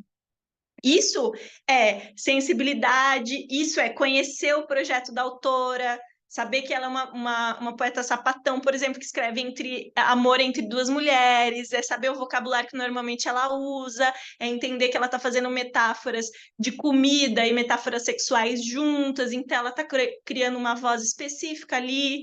Então, assim, por que isso? No inglês, muitas palavras não têm marcação de gênero, que é o reader. E aí, o que você vai fazer com isso? Vai depender do teu projeto de tradução. Pode ser, entende? Então, assim, tem uma coisa muito básica do inglês também, que é essa falta de marcação de gênero. Então, assim, por que caro leitor é o mais correto, então? O que a gente está passando com isso? Exato. Então, e claro, e ainda tem essa questão do sorrateiro, que eu falei antes, que é usar fair reader, né? Ela sabe o que ela está usando, né? Ela sabe que ela está juntando duas palavras que são sorrateiras, né? Que se ela levar em consideração a época do Kids, ela pode com certeza colocar para uma mulher. Mas se a gente colocar em outra época, a gente pode ir mudando, né? Justamente porque as línguas exigem complementos diferentes, porque você depende com quem você está falando. E aí, claro, tem uma escolha tradutória do projeto de tradução de usar cara, a pessoa que me lê. Que não vai atrapalhar em nada o sentido do texto, né? Não vai atrapalhar em nada o sentido do texto. Mas eu achei curioso, ela poderia ter falado, por que vocês não usaram a cara leitora e tal, mas ela acusa a tradução de ser declaradamente feminista por essa escolha. O que eu acho muito curioso da crítica literária, acusar algo de feminista. Eu acho um pouco assustador, na verdade, né? Acusar algo de feminista como se fosse um erro, né? Mas, enfim, eu quero passar para o outro. Então, esse está no primeiro tango e eu quero usar um outro exemplo do último tango, né? Não, penúltimo, aliás. Deixa eu pegar aqui. Manu já preparando a réplica, né? Preparando a réplica. Bom, ela questiona, é o último tango porque tem ainda o marido, né? Então, é o tango 29, que começa na página 157, e aí é exatamente o último verso, né, do último tango. Então, nesse tango aqui, eu não vou ler ele se chama Impura como sou, manchas de comida e vergonha e tudo mais. Assim também são minhas conclusões que na porta sentem seu cheiro e hesitam. E aí, nesse tango, vai ter várias questões aqui, né? Essa voz, primeiro tem essa voz que tá ensaiando esse tango, e eu acho bonito ser ensaio, porque tem a ver com dança também, ensaiar, né? Eu sei que tem o essay de ensaio, de gênero, mas tem essa coisa do ensaiar o tango, né? E aí, para quem já leu, percebeu que tem muitas táticas de guerra e táticas de combate também no livro, né? Então tem isso também de ensaiar o movimento do seu opositor, da sua opositora. E aí, no final do tango, ela vai usar, a autora, né? Ela vai usar várias palavras que tem a ver com. Lá no começo tem o delay, ela vai falar muito de que tem uma espera, que tem sobre ganhar tempo, né? Ela vai falar muito sobre o que está acontecendo, eu estou ganhando tempo, como se suspendesse esses tangos e essa história dessa traição fosse suspendendo. Enfim, ela vai usar muitas expressões desse tipo. E aí, no final, ela usa Hold Beauty, tá? Hold Beauty não tem nenhum conectivo com The Beauty, tem Hold Beauty. E aí a Lígia, ela questiona dizendo, desculpa, eu vou rir, gente, eu não estou rindo dela, eu estou rindo da escolha de como ela resolveu reclamar do mantenha a beleza. E a gente traduziu como mantenha a beleza. E ela sugeriu que ficasse segure aí a beleza. E aí, no primeiro momento, eu tive que rir, porque eu achei muito engraçado que ficasse assim no final um último verso. Segure aí a beleza. Pega. Que no português, o segure, ele tem uma questão muito física, né? E o hold, no inglês básico, quando a gente aprende inglês em curso, enfim, a gente aprende que hold tem uma coisa física, de hold, né? Segure alguma coisa. Só que se a gente pegar o significado, a gente pegar o dicionário, como está aqui, que vocês estão vendo, o hold em inglês ele pode ser tanto um verbo transitivo quanto um verbo intransitivo. E ele pode ser muitas coisas, né? E aí, pensando nessa noção que a Carson tem de manutenção, de uma história, de uma coisa que se conta, de um tango, e aí que tem a ver com ritmo, a gente optou que manter a beleza funcionaria melhor, porque ela está procurando a beleza, e a beleza é o que mantinha também esse casamento. A beleza é o que fazia o casamento. Inclusive, o casamento sofreu um delay que ela usa lá no primeiro tango, que a gente usou como um atraso, né? É o que ela está se enrolando para contar sobre essa história. Então, eu achei estranho que o hold ficasse como algo físico. Segure aí a beleza. Eu não sei o que vocês entendem sobre segurar aí a beleza. Para mim, fica uma coisa extremamente fora de contexto, e ficaria algo extremamente físico também, né? Que, claro, a gente pode pensar que segurar a beleza teria a ver com segurar o par no tango. Não sei. Eu acho que dentro dos tangos não funciona. Então eu trouxe aqui para vocês verem como, né? Eu sei que vocês podem acessar, gente, os dicionários. Eu só trouxe para a gente pensar, brincar um pouco sobre a quantidade de possibilidades que o hold poderia ter numa tradução como essa. Vocês estão vendo aí todas que são possíveis, né? Com todos os sentidos possíveis. E aí, a minha grande questão é como a própria lei já aponta pela polissemia do termo hold, né? Assim como a gente pode pegar o fair também e embaralhar. Mas a questão é que dentro do projeto de tradução do que a gente está lendo como essa dança do marido e da esposa, funciona muito melhor, a gente acha que funciona muito melhor o manter a beleza, né? Então, eu queria mostrar esses dois aspectos que para mim são questionáveis, né? Mas assim, são super, também acho que eu acho que tem que ter crítica de tradução em jornal. Então, fazer o quê, né, gente? A gente não pode agradar todo mundo, né? E por fim, deixa eu ver se eu tinha mais. Ah, eu tirei um print do nosso trabalho aqui para vocês verem como a gente trabalha. Olha só, isso aqui é julho de 2023. A gente está traduzindo e a gente vai deixando comentários também, né, no tradução, do tipo, como é que a gente escolhe as palavras? Será que isso combina? Putz, as duas palavras estão rimando, não tem rima no texto, na texto-fonte. Então, eu trouxe isso mais para vocês verem como a tradução é algo muito complexo e que pode ser lido de várias maneiras, né? Mas eu fico muito triste que a gente não tenha, que a gente, infelizmente, ainda não tenha uma boa crítica de tradução no Brasil, né?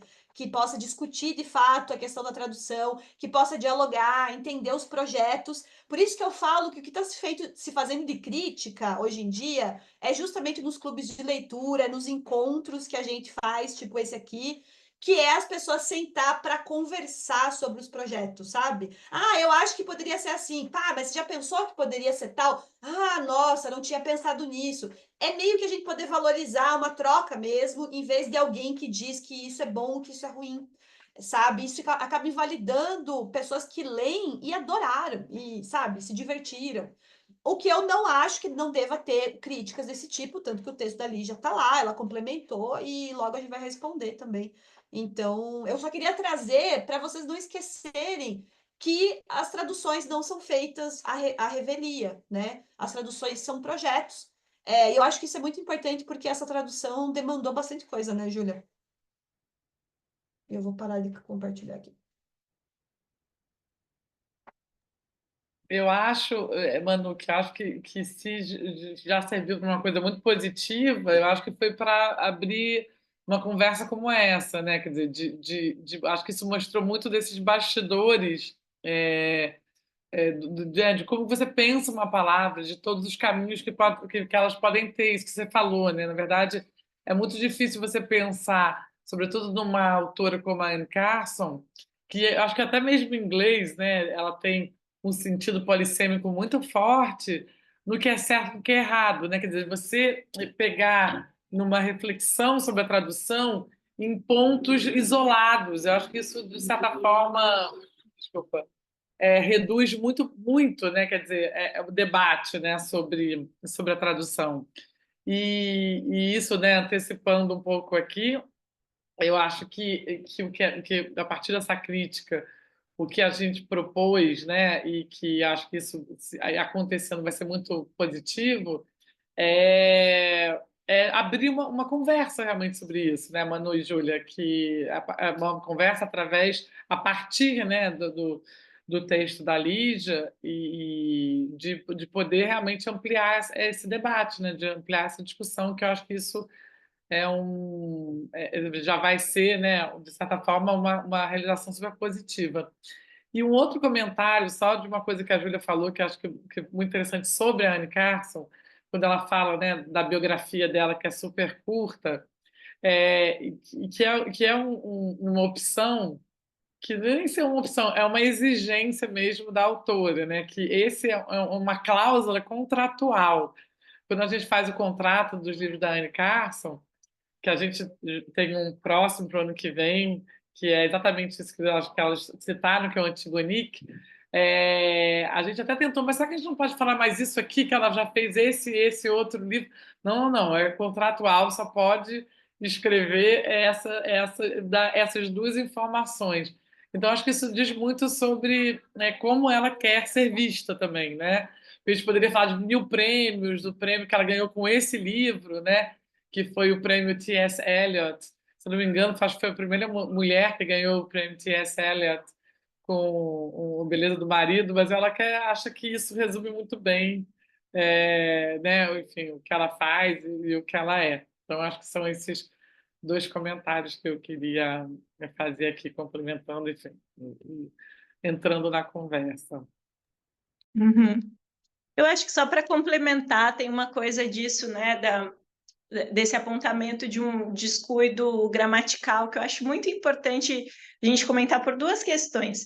Primeiro, porque a gente tem essa equipe da Bazar de mulheres trabalhando e que são pelo menos duas mulheres fazendo isso profissionalmente, que é fazendo a revisão, fazendo copydesk e tudo. Então é importante marcar que assim o trabalho dessas mulheres, né, no livro, importante marcar isso, porque isso tem a ver com o estudo feminista da tradução também, que é uma postura em relação a quem está trabalhando no livro, qual que é a equipe.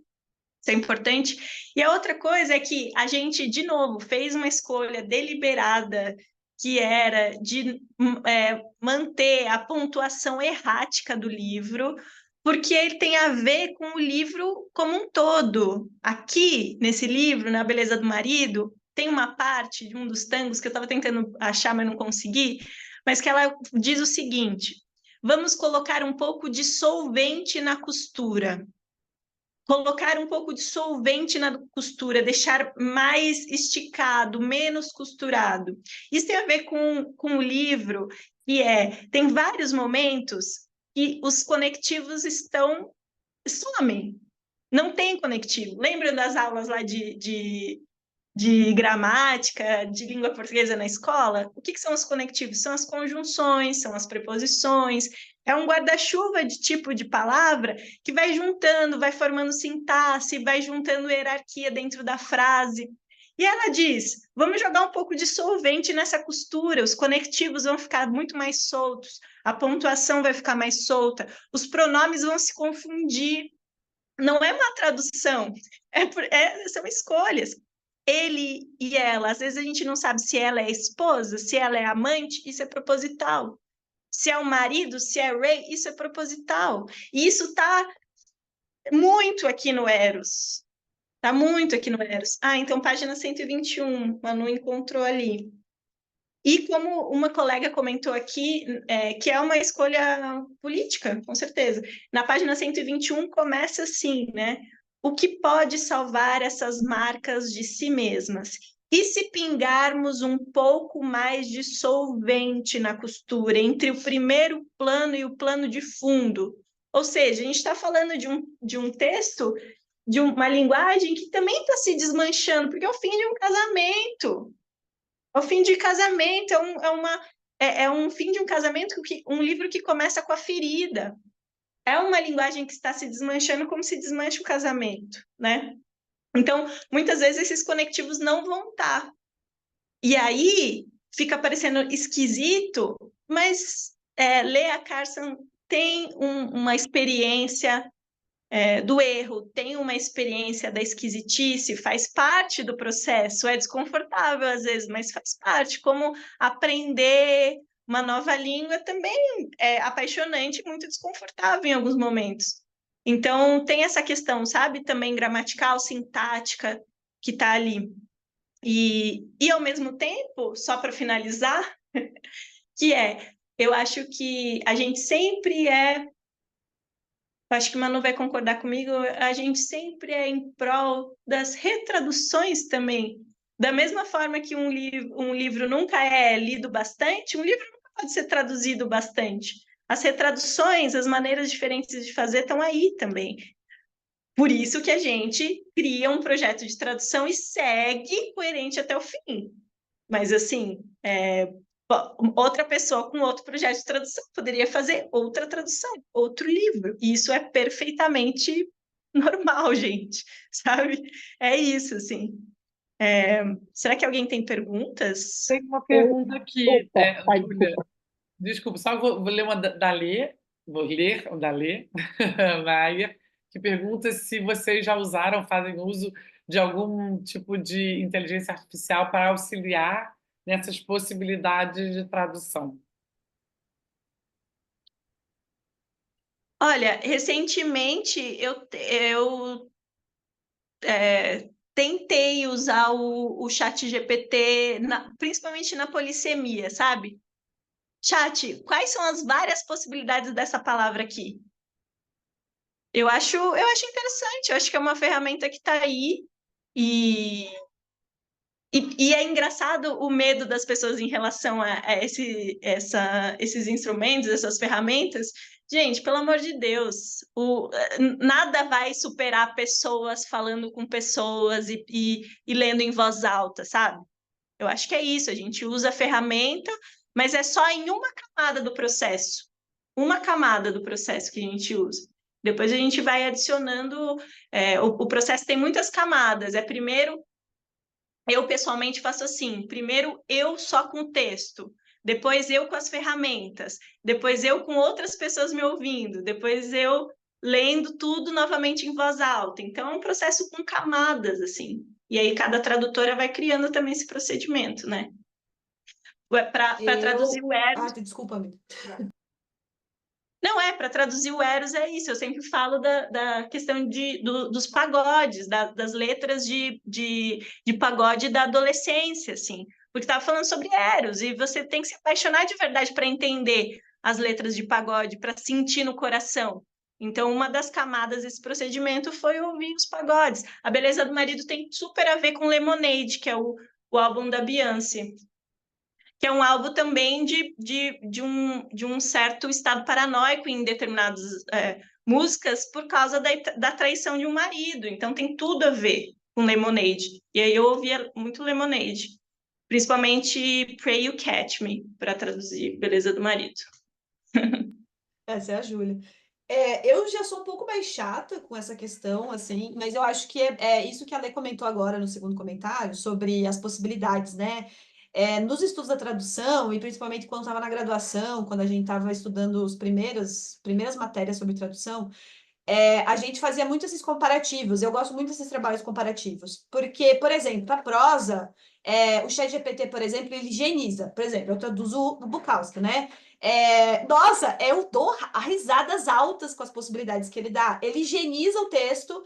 Se, por exemplo, um texto da Carson, que não tem conectivo, que trabalha muito brinca com o verbo ser transitivo e intransitivo, ele vai ajustar o texto. Então, ele nunca vai traduzir nenhuma palavra racista, ele está programado para isso, palavras racistas, misóginas. Isso sim, para mim, é um problema, sabe? Porque o texto, a literatura, a fabulação, ela não é uma coisa politicamente correta, e ela também não é algo que é justamente algo feito para a gente discutir. Por isso que eu falei antes, né? Que eu acho interessante eu, como feminista, traduzir o Bukowski, porque justamente eu vou colocar pautas de discussões feministas, sendo tradutora dele, que talvez durante muito tempo homens não colocaram.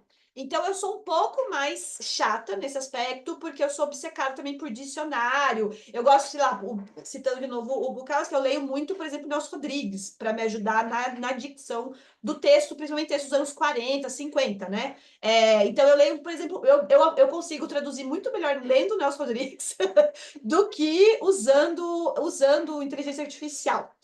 Mas eu acho sim que a inteligência artificial ela é muito importante para muita coisa. Às vezes você perde alguma palavrinha, alguma coisa, ela serve justamente para eu discordar dela, sabe? Mas claro que eu não alimento, eu discordo e eu não digo você está errado, porque eu sei que isso alimenta a inteligência artificial. Mas eu acho que uma coisa curiosa, Lê, para você que fez essa pesquisa, eu acho que eu tô louca por ler esse levantamento. Se você tiver publicado, eu vou adorar. É, porque justamente isso que eu acho interessante, porque os tradutores, e especificamente o ChatGPT, higieniza os textos. Outros, como o DeepL e outros, eles não costumam higienizar, mas o ChatGPT higieniza o texto, ele fica bonitinho, né? Ele fica quadrado. E aí, imagina, gente, um texto como o da Carson ser traduzido assim, a Virginia Woolf ser traduzido assim, impossível. Fica uma coisa. Então, eu acho que são ferramentas importantes, e como a Júlia disse, gente, nada vai substituir a gente ter as sacadas que a gente tem traduzindo. Quando eu consigo defender o uso do hold, é porque a gente trabalhou uma série de construções semânticas, de todo o léxico da Carson em inglês, e a gente vai, a questão de manter, de esperar, né, isso que ela está tentando fazer ao longo do texto é uma coisa que o ChatGPT ou qualquer outra não vai sacar.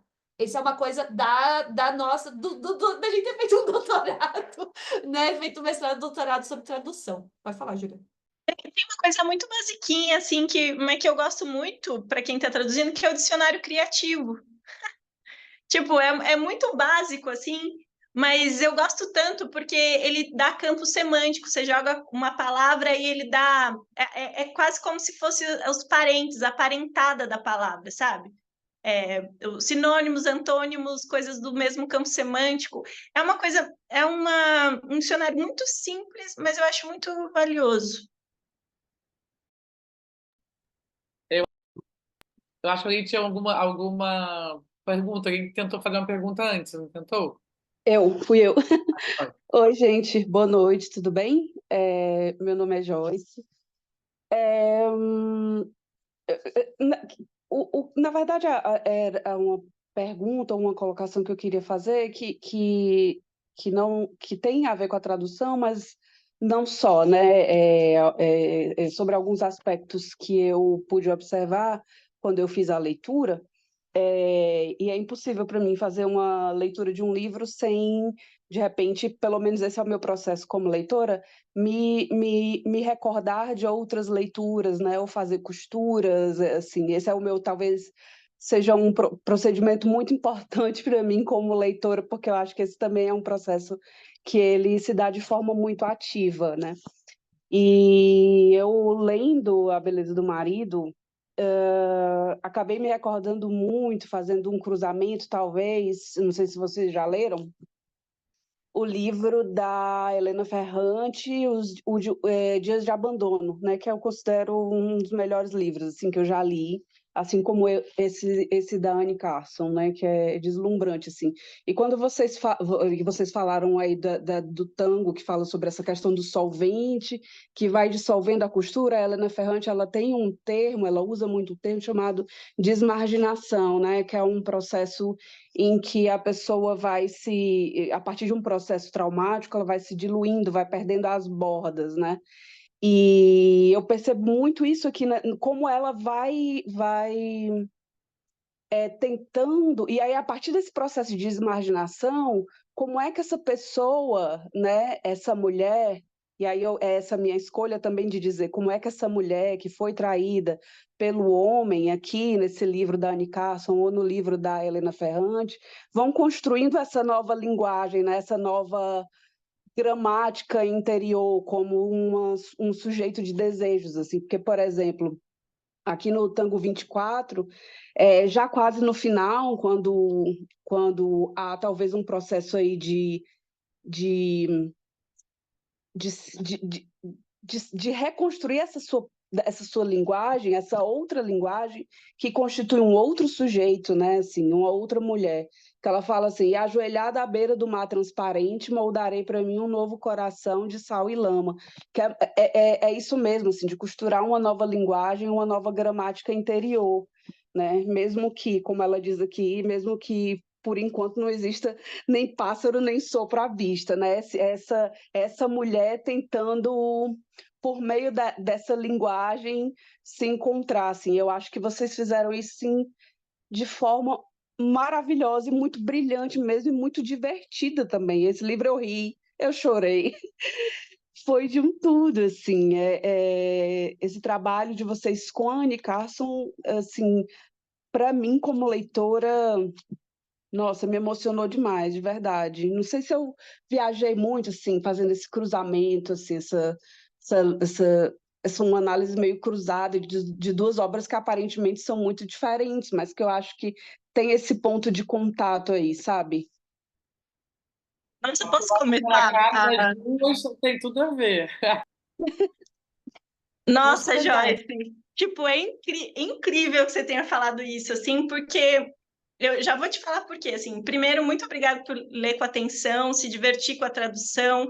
Eu acho que isso a crítica às vezes leva a Anne Carson, por ser professora do grego, muito a sério, sendo que existe um humor e uma tiração de sarro em relação à autoridade dos textos clássicos, em relação a ela mesma, muito mais deliciosa, saborosa, assim, do que essa rigidez dos estudos clássicos. Então, eu fico muito feliz que você tenha se divertido. Acho que isso é um grande elogio, né, Manu?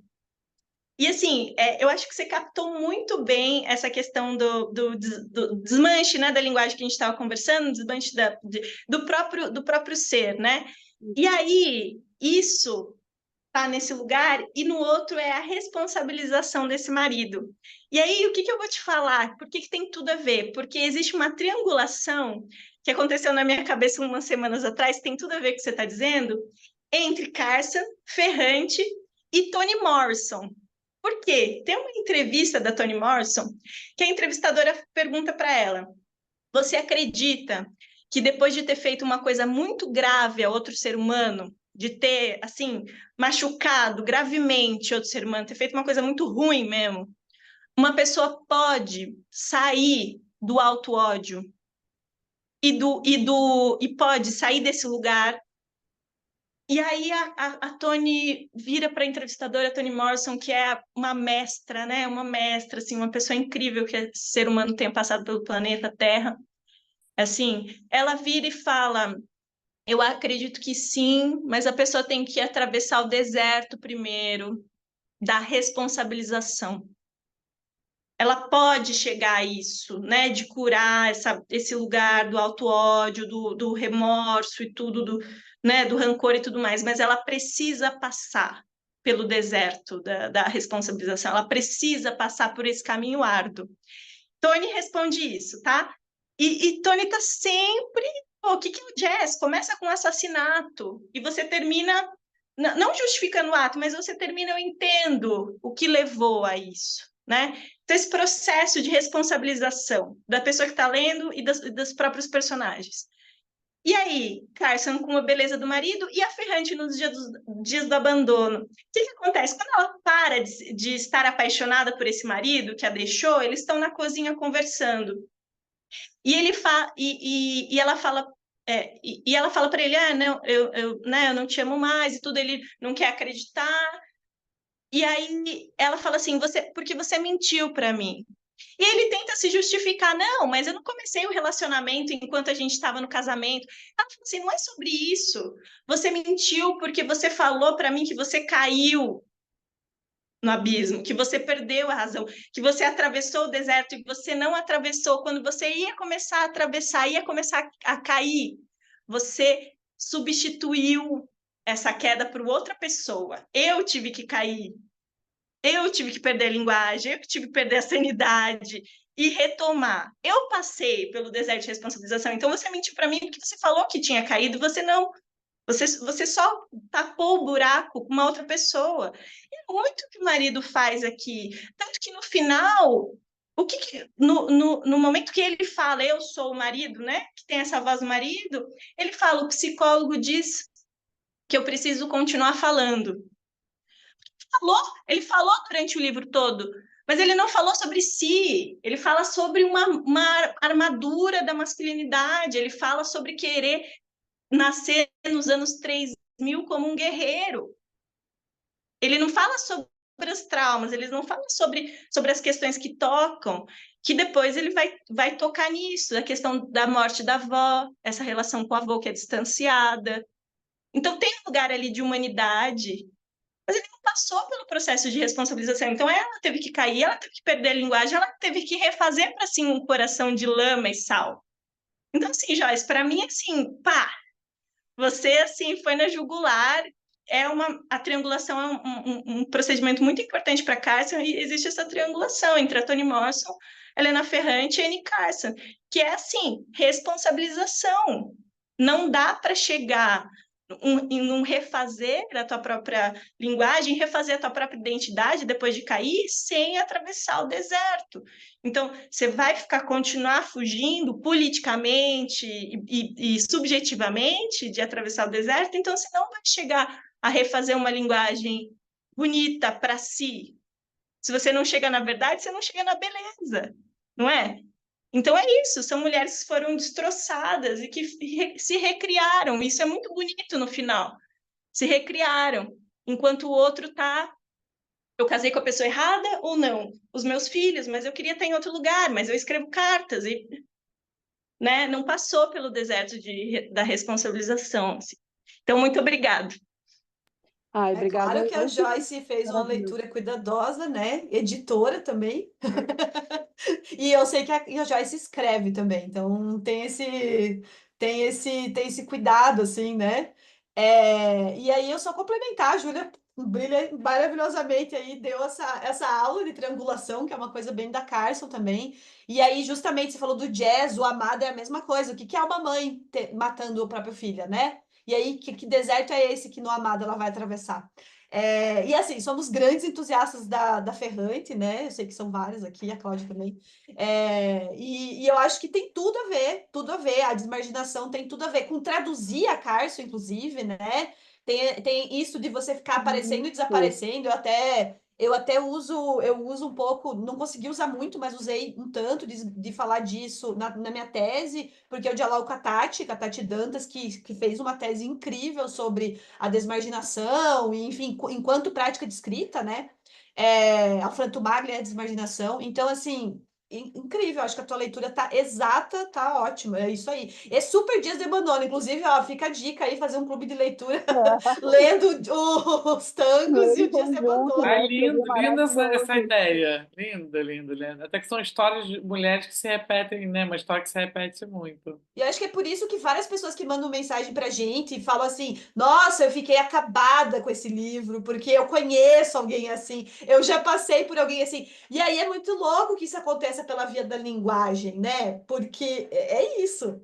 É você ter atravessado um deserto, como diz a Júlia, e encontrar uma autora que criou essa linguagem a ponto que você se identifica, assim. E não é uma identificação banal, ai, me identifiquei. Não, tem toda uma. Você tem que atravessar um deserto com a própria Carson, porque ela não é fácil de ler. Em nenhum momento a gente diz que a Carson é fácil de ler, né? E como é que ela chega nesse lugar, né? Que é muito tranquilo para ela. Então, é errando, é inutilizando o centro, fazendo tudo que a lógica hegemônica não quer que seja feito, né? Muito bom. Alguém quer, não sei se alguém quer fazer mais alguma. Ah, bom, só a Violeta que perguntou para a Júlia qual é a fonte dessa entrevista da Toni Morrison. Violeta, me dá um toque depois lá no Instagram que eu tento achar essa entrevista e mandar. Ela não fala da triangulação, tá? A triangulação é esse conceito que eu tô puxando.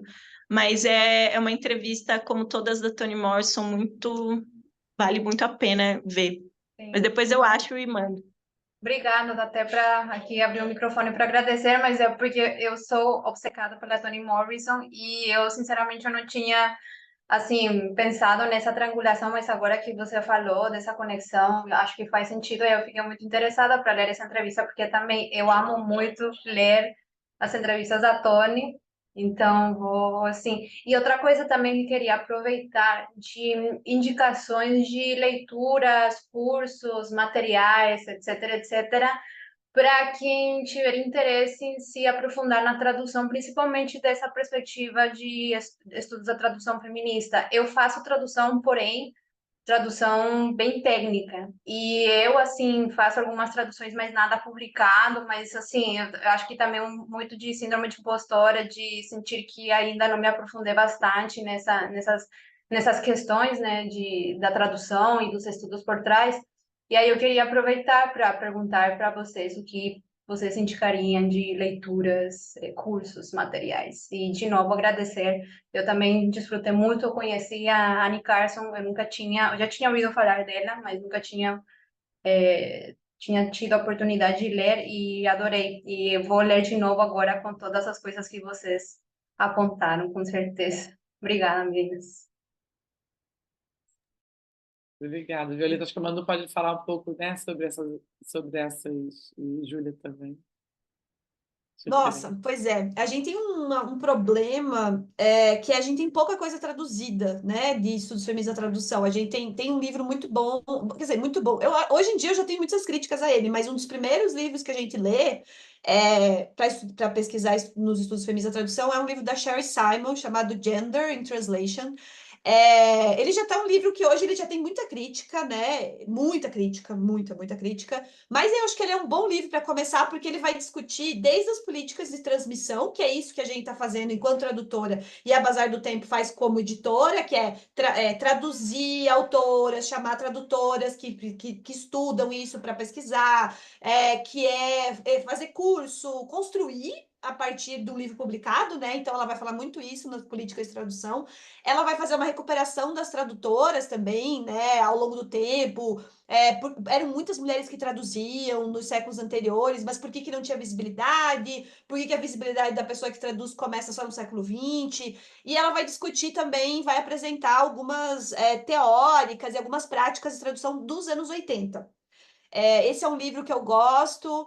Tem uns livros mais recentes, a ontem que a gente comentou com a Cissa, que é um livro da. Deixa eu pegar aqui. Que também é inglês. É This Little Art, né? This Little Art, que é da Kate Briggs. Esse aqui, muito bom. Foi, inclusive, a Lurin que trouxe para mim dos Estados Unidos. E ele é um livro muito bom porque ela é tradutora do Barthes e ela vai mostrar, vai falar muito, e ela não vai dizer, eu sou uma tradutora feminista, ela vai sempre falar, ela vai sempre usar como é que ela usa? Women Translator, ela sempre usa o she nos textos dela, então ela já é uma autora, já tem uma diferença de 30 anos com essas pesquisadoras dos anos 80, mas ela vai fazer na prática, ela vai comentar sobre traduzir e como é traduzir o Barthes para o inglês, e ela vai ajudar a gente a entender várias práticas de tradução feminista nesse livro aqui.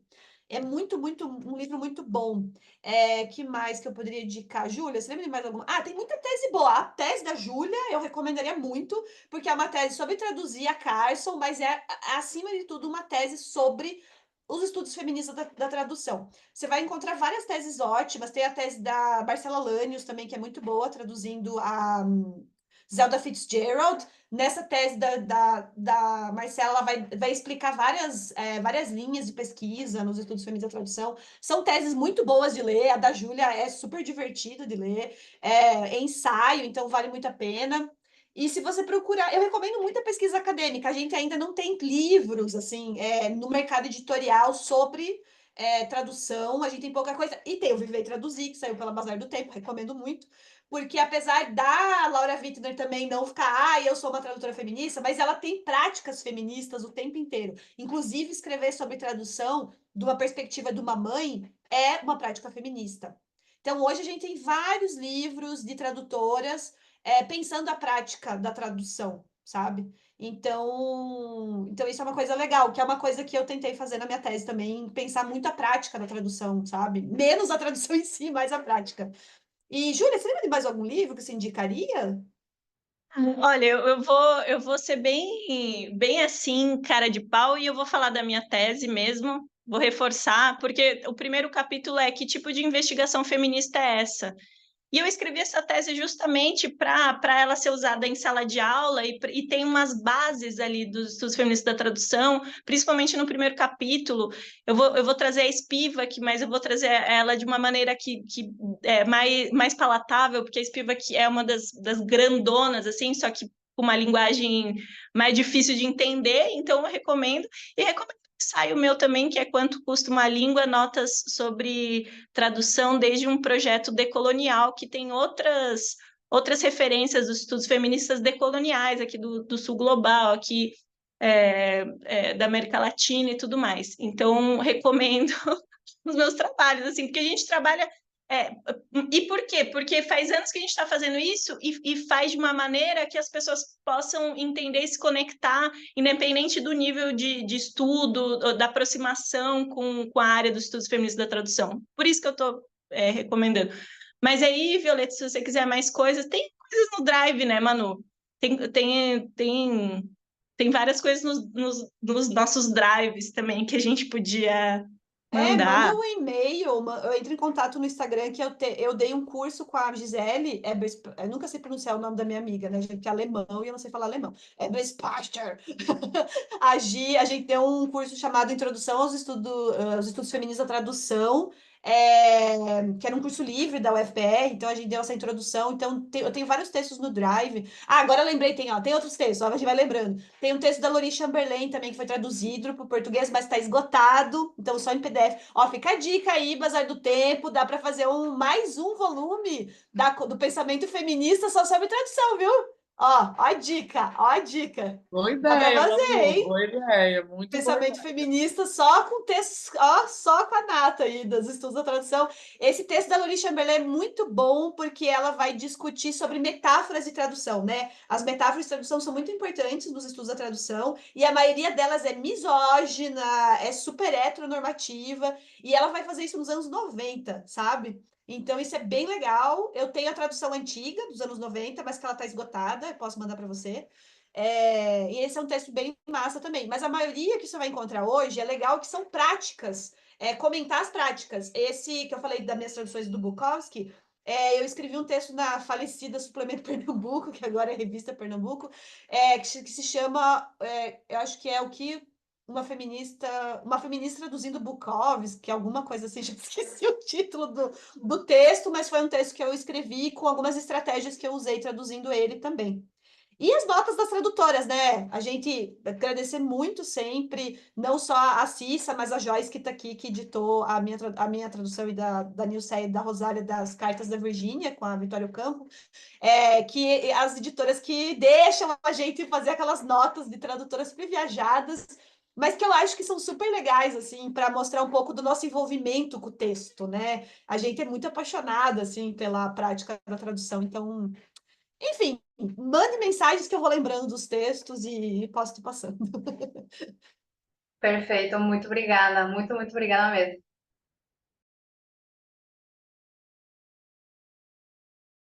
Gente, que bom. Alguém tem mais uma pergunta? Não sei se Júlia e Manu querem falar mais alguma coisa. Eu queria fazer só um comentário que eu acho que foi muito legal, assim, acho que foi muito importante a Manu trazer essas referências a partir, né, da crítica da Lígia, mas eu acho que também tem nisso um jogo, assim, acho que um jogo em relação ao poder, né? A gente conversou um pouco sobre isso quando a gente recebeu a crítica. Né? O que é o poder de uma pessoa escrever uma Folha de São Paulo, né? Só um minutinho, né? Desculpa, gente. Mas né, o que é o poder de uma pessoa tá escrevendo num jornal, né, como a Folha de São Paulo? Mas eu acho que também, eu não sei, eu fico refletindo um pouco também que deve ser, né, uma prática feminista também, a gente questionar um pouco esse jogo de poder, no sentido assim, o que vale mais, né? Assim, uma crítica, né, de uma pessoa sem desmerecer, obviamente, né, não conheço tão bem a Lígia para falar sobre isso, mas o que vale mais, uma opinião, né, de uma pessoa que faz uma crítica ou opiniões e deslumbramentos e comentários, e-mails que a gente recebe, comentários da gente no Instagram, de pessoas deslumbradas com a tradução, né, da Manu e da Júlia. Então, acho que a gente também tem que usar essa experiência para a gente refletir um pouco sobre isso também, né? Porque o que está em jogo nesse episódio também também sobre poder, né? Do que a gente tem falado disso de várias formas. Então, eu acho que também o pensamento feminista também tem que passar um pouco por aí, né? Eu acho que Júlia e Manu não tem que se justificar, né, de maneira nenhuma em relação ao trabalho que fizeram, porque eu acho que a maior prova, né, de mérito é que a gente está agora reimprimindo já em muito pouco tempo, já com a primeira tiragem esgotada e fazendo já a reimpressão e com propostas assim, propostas de encenar né, pessoas que já encenaram no Instagram. A gente já recebeu essa semana passada um diretor que convidava 29 atrizes.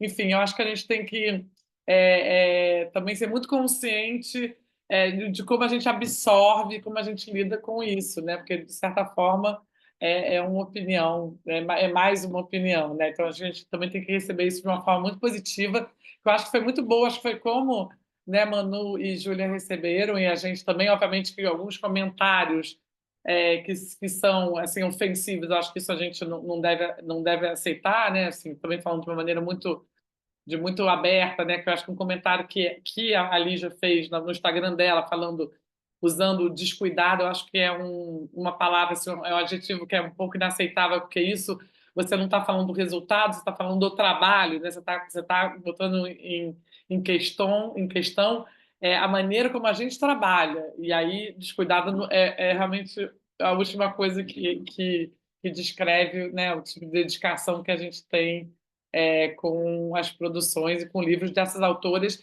que a gente investe, que a gente, né, dedica tempo, que a gente dedica dinheiro, que a gente dedica nossos conhecimentos né, e tanta coisa. Então, acho que também para dizer que é muito bom a gente manter essa relação e essa parceria, né, com a Júlia e com a Manu, porque a gente, como a gente disse, a gente tem um projeto com a Anne Carson dentro da Bazar do Tempo, a gente já tem a Antigone que vai sair ano que vem também, com essa dupla querida, e já discutindo, né, os próximos títulos disso que a gente já pode começar a chamar de coleção, né, Anne Carson, dentro da Bazar do Tempo.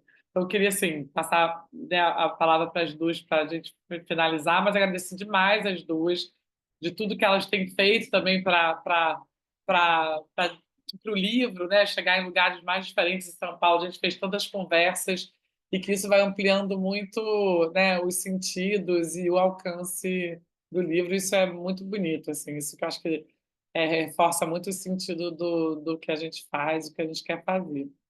E agradecer a presença de vocês que estão aqui também nessa conversa. Eu acho que essas contribuições também são super enriquecedoras para todas nós.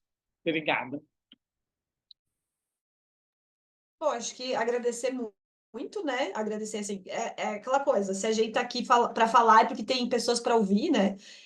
Então, eu acho que isso é a primeira coisa importantíssima, e se a gente traduz é para as pessoas lerem, né? E lerem, pensarem. De forma nenhuma, eu comentei os dois aspectos da crítica, mas eu acho que as críticas têm que existir, porque a crítica da Lígia me fez pensar sobre várias coisas, me fez voltar para o texto e pensar, e é isso, né? Faz parte. A pessoa comenta 3, 4 pontos, a gente volta e fala, putz, será que podia? Por que a gente fez isso e tal? Para mim, como tradutora e pesquisadora de tradução, é muito bom isso, porque alguém está lendo e alguém está pensando. E, claro, como pesquisadora que pensa justamente a recepção da tradução e a pesquisa na tradução, e principalmente me incomoda muito a falta de espaço que a gente tem para escrever sobre tradução, né? Nas revistas e nos jornais. Então, eu fico sempre pensando muito sobre isso, o quanto a gente poderia colaborar também, né, com a questão, com isso, ou até ter espaços para a gente entrevistar outras tradutoras, falar sobre projetos.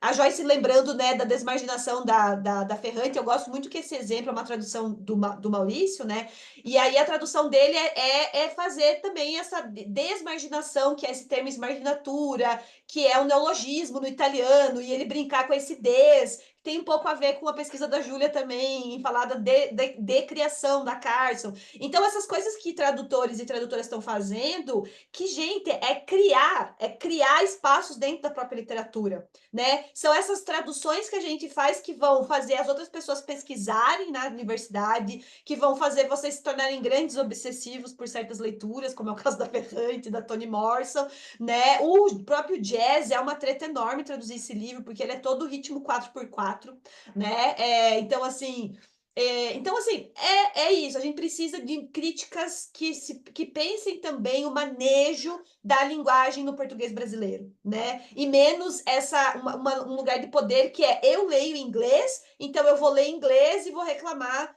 do livro da tradução. Então, isso não equipara, né? Então, mas é isso, a gente está aí para construir espaços para que a crítica de tradução realmente seja algo construtivo. E assim, receber crítica, gente, quando você decide que vai ser uma pessoa tradutora, você sabe que você vai ouvir muita crítica, como bem disse a Cissa no começo, as autoras, os autores enfim, a literatura é um lugar de disputa, as pessoas são muito apaixonadas pelo que elas leem, pelo que elas pesquisam, e a gente sabe disso, né? A gente, quando topa um projeto, a gente sabe que vai estar num lugar de disputa não só com homens, mas com egos também, né? Então, eu agradeço muito de vocês e da Bazar do Tempo também sempre deixar a gente muito livre e aí na hora que tem que fazer a preparação, a revisão, ser bem incisivas e perguntar, é assim mesmo? Será que vão deixar desse jeito e tal? Então, que massa que a gente pode conversar e eu sei que teve outros encontros de conversa, então eu fico muito feliz. Obrigada. Valeu, gente. Foi uma delícia, foi uma delícia. Muito obrigada pela participação de todo mundo e vamos seguir conversando. Teve o lançamento em São Paulo, infelizmente a Manu não pôde estar, mas a gente falou da Manu todo momento, e a Manu tem grandes fãs lá em São Paulo da literatura e tudo mais. E foi muito massa porque a gente fez o improviso com o acordeon, né? O Caetano Romão fez o acordeon com o improviso com tango. É uma coisa que a gente gostaria muito de apostar em outras ocasiões, assim, esse improviso. A gente falou até de misturar com o piseiro para ficar uma coisa mais brasileira. Eu vou postar, depois ainda não fiz isso, mas vou postar uns trechinhos lá no Instagram para vocês verem como são muitas possibilidades de trabalhar o texto quando a gente vai para além do livro também.